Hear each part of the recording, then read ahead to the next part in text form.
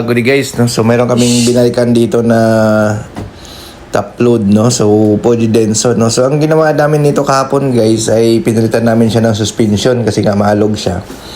Kaso maalog pa rin, no? After namin siya mapalitan kaya binakjob namin. So napansin kasi namin to kahapon guys, medyo delay yung kapit ng gearbox kapag nag-spin, no?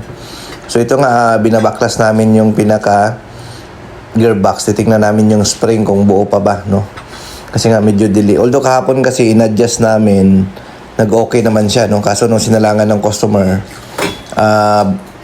maalog siya, makalampag, no? So ngayon, binalikan namin kaagad, no? Kinabukasan, no? Para hindi naman maagrabyado si customer, no? So yun, no?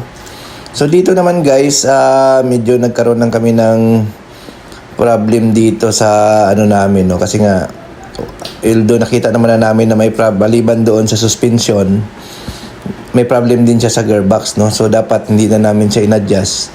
Na-recommend na namin sana na palitan na lang, no? Kasi nga medyo nasisi kami ni customer bakit daw hindi namin sinabi na palitan din yung gearbox, no? So ngayon kasi ang issue naman kasi nito makalampag, no? So nung na-check na namin, malambot na yung pinaka-suspension niya. So akala namin yun lang talaga ang problema, no? So sa mga ano naman talaga sa buhay ng technician, walang perfecto talaga, no? So talagang hindi naman natin ma-perfect. Kaya nga mayroon tayong warranty period na 1 month, minsan 1 month to 3 months para naman kung mayroong problema babalikan pa natin, no? So yun po, tumalsik pa yung ang lakas ng hangin, no? Tumalsik pa yung kawali dito. Ayun, ang lakas. So ayan. So ito nga guys, so tinitesting namin siya. So yun.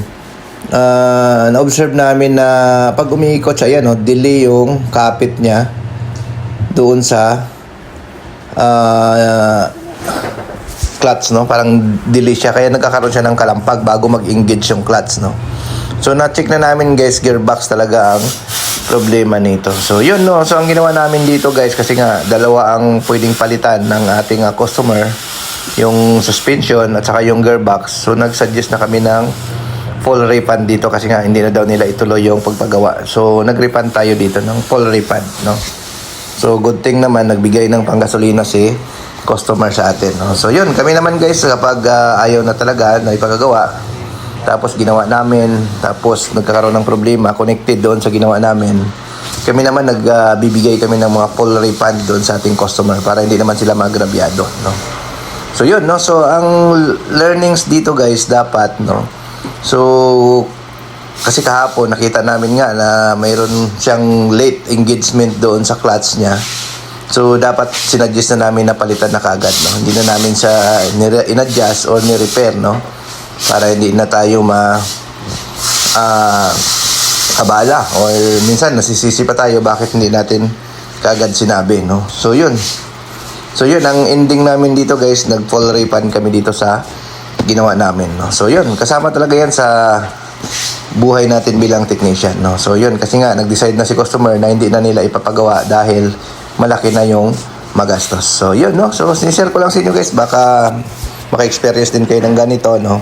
Kapag maalog siya, tapos mapansin nyo medyo delay yung engagement ng clutch, huwag nyo nang tangkain na palitan ng suspension, isama nyo na yung pinaka gearbox. Okay, thank you.